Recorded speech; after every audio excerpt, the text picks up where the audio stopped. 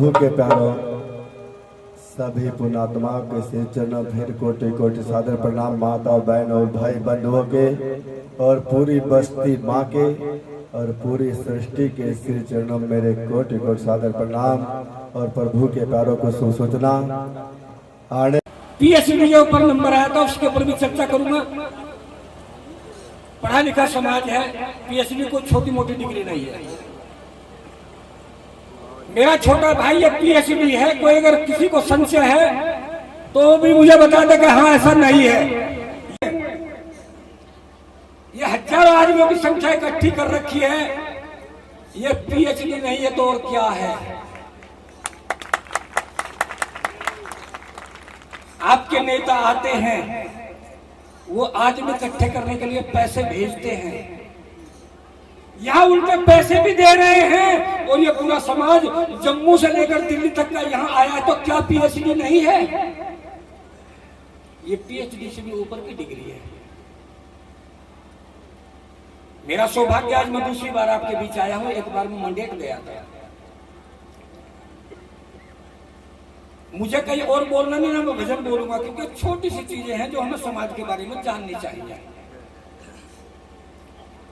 इन्होंने अपना पूरा जीवन का लेखा जोखा बता दिया कि मैं अच्छी तरह से परिचित हूं अपने छोटे भाई से।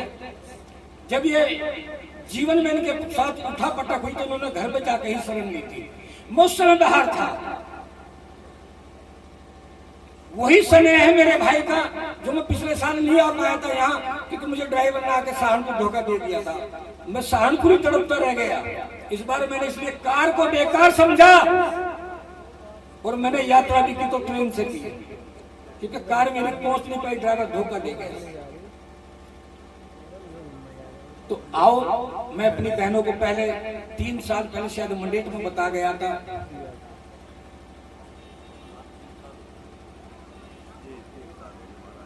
3 साल पहले मैं आया था।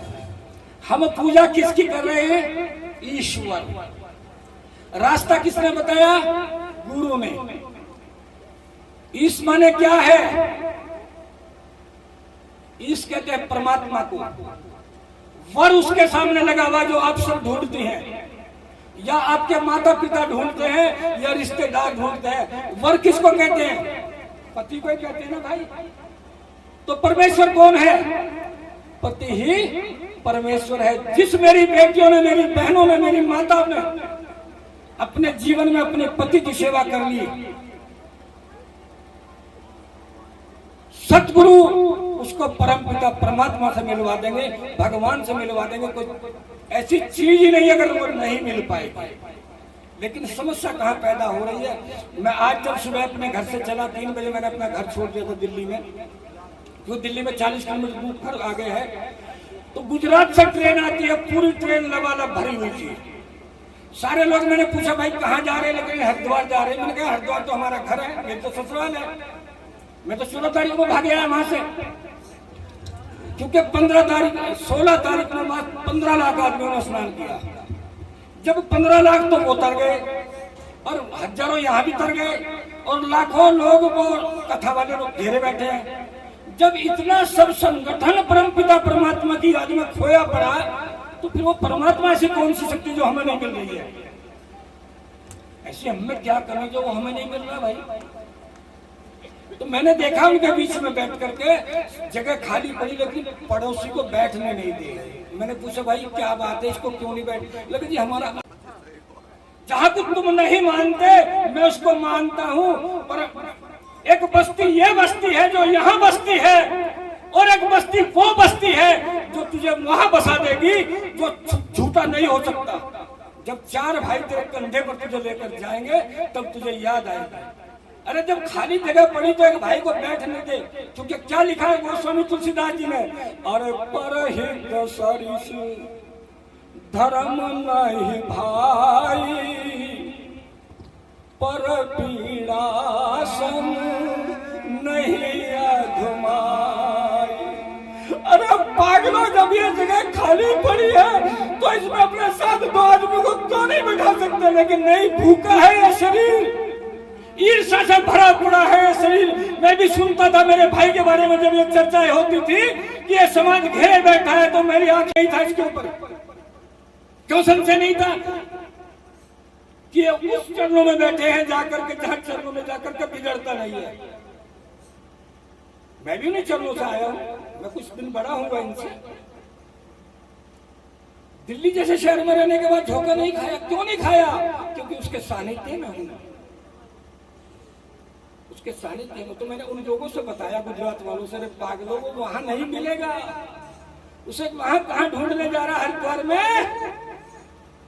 वो खेत में मिलेगा, वो कसालीपुर के खेत में मिल जाएगा। जरा धान तो लगा के देख, वो खेत में मिलेगा, खलियान में मिलेगा।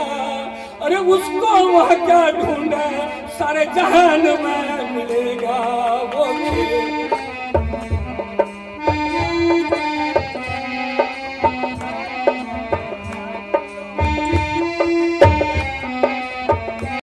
खींचे हुए बांधे हुए चले आएंगे।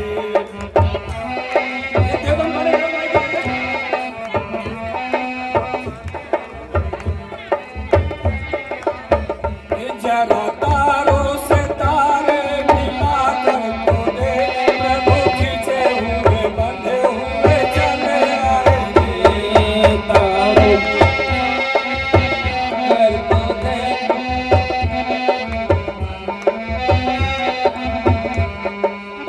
तार मिलाने हैं। जब राम को मिलने के लिए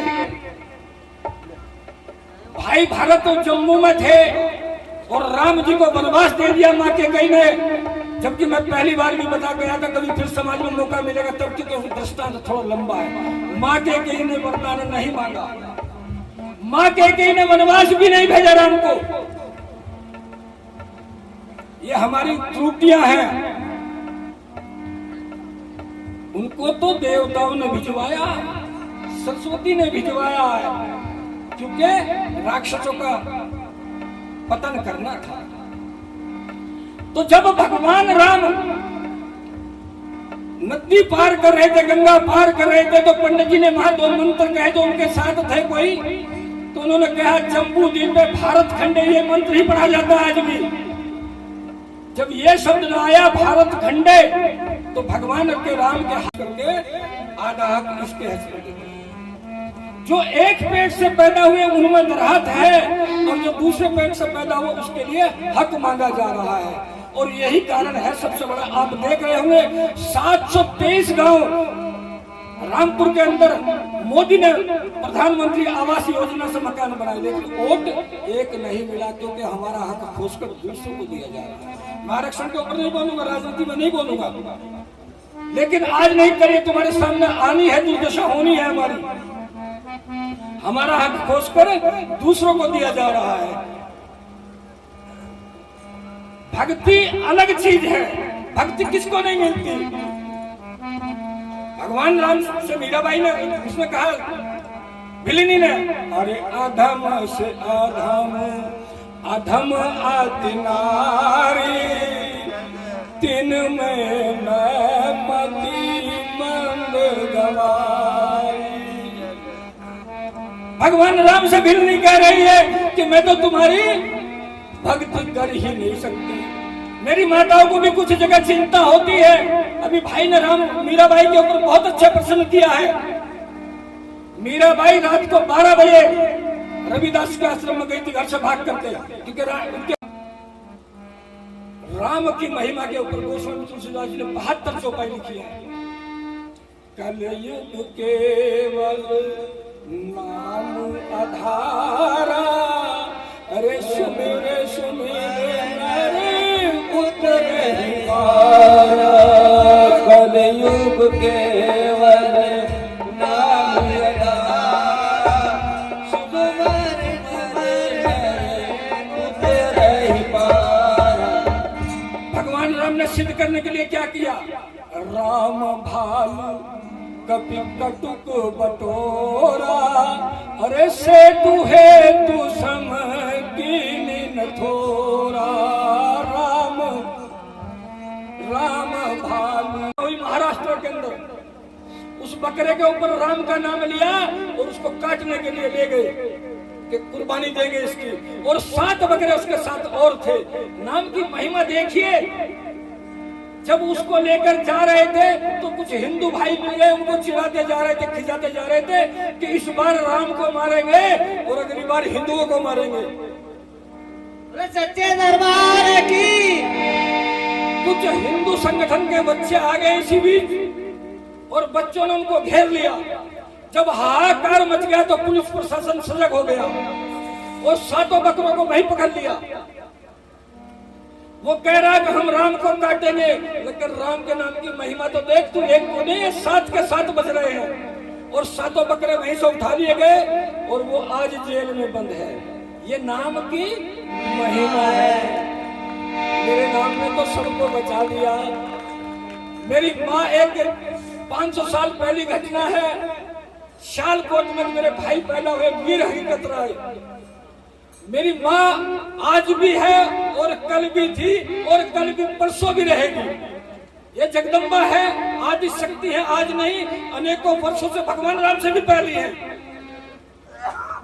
अरे त्रेता युग में आए भगवान राम तो प्रहलाद तो इनके दादा हैं, परदादा। और प्रहलाद को कौन सी शक्ति ने बताया था जब जल में डाल दिया? तो माँ ने ही बचाया था। तो माँ तो आज नहीं पहले से है। तो हकीकत की शादी हो गई 13 साल की अवस्था में। 4 दिन उनकी धर्म पत्नी को आए हुए हैं और पहले कंगना 5 दिन में खुलता था। परंपराएं अलग अलग है हर जगह। कंगना नहीं खुला मेरी बेटी का और हकीकत स्कूल चला गया। हकीकत को स्कूल में जाने के बाद अपना काम करना था। तो 4 दिन की छुट्टी थी, उसका काम पूरा करना था। पढ़ने में माहिर था बच्चा। बाणिया घर में पैदा हुआ था। और बाणिया किसको कहते हैं? जो बनता है, बिगड़ता नहीं कभी, उसका नाम बनिया है। हम बिगड़ते हैं लेकिन बनिया नाम ही इसका रखा गया है, जो कभी बिगड़ता ही नहीं है। वो बच्चा पढ़ रहा था, 4-5 मुसलमान बच्चे इकट्ठे हुए और उन्होंने कहा कि चलो आज पढ़ना बंद करें। मुल्ला जी तो नमाज पढ़ने चले गए, चल तुझे कुछ देर के लिए खेलते हैं बाहर जाकर। बच्चे ने मना कर दिया। ये 500 साल पहली घटना हमारे भारतवर्ष की है,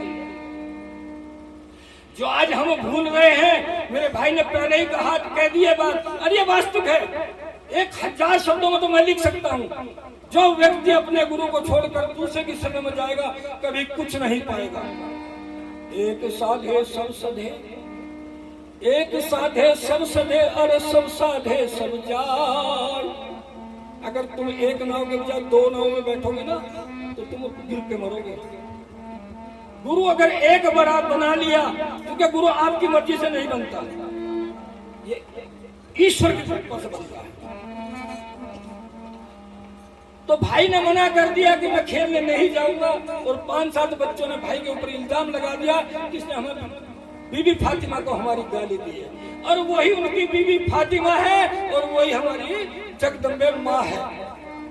उसने कहा इन्होंने मेरी जगदम्बे माँ को गाली दी है, मैंने इनकी बीबी फातिमा को गाली नहीं दी। सिर्फ ये कहा कि तुम जाओ यहाँ से, मैं तुम्हारे साथ खेलना नहीं चाहता।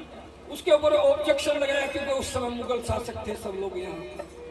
वो घटना आप लोगों को अच्छी तरह पढ़ी होगी।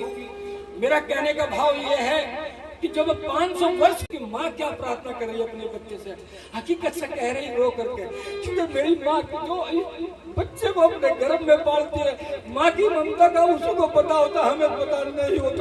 सतगुरु महाराज की माँ पोसती है और माँ विलाप करके दहाड़े मार करके उस बच्चे को कह रही है कोर्ट में, अरे सुन लाड कुंवर मेरी बात, तेरी माया रो रो मर जाएगी।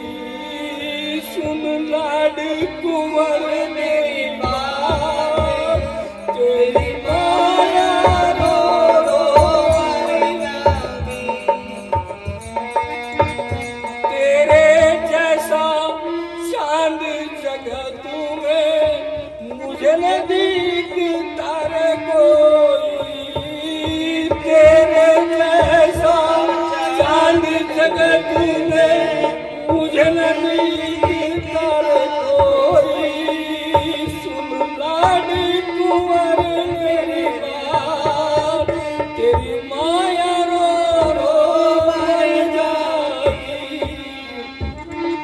माँ कसा खाकर गिर गई और धर्म पत्नी भी चंगारा मारती हुई है कि मेरे हाथ का कहीं ना नहीं खुला, तुम क्या करने जा रहे हो, क्या झूठ बोल कर के ये माफी नहीं मांग सकते।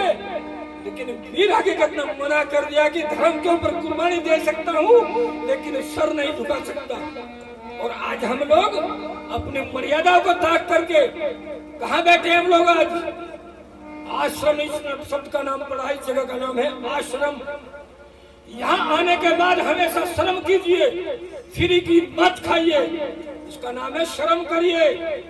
पहला नाम है इसका आश्रम और दूसरा नाम है इसका आश्रम।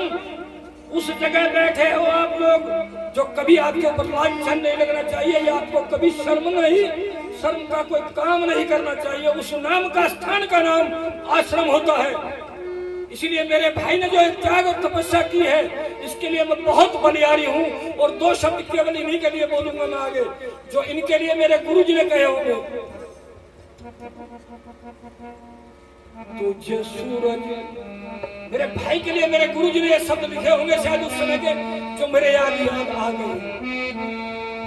तुझे सूरज कहूँ या चंदा, तुझे दीप कहूँ या तारा, मेरा नाम करेगा रोशन जग में, मेरा राज दुलारा। तुझे याद कहूँ या रोशन, तुझे याद कहूँ या तारा, मेरा नाम करेगा रोशन, मेरा जग में, मेरा राज दुलारा।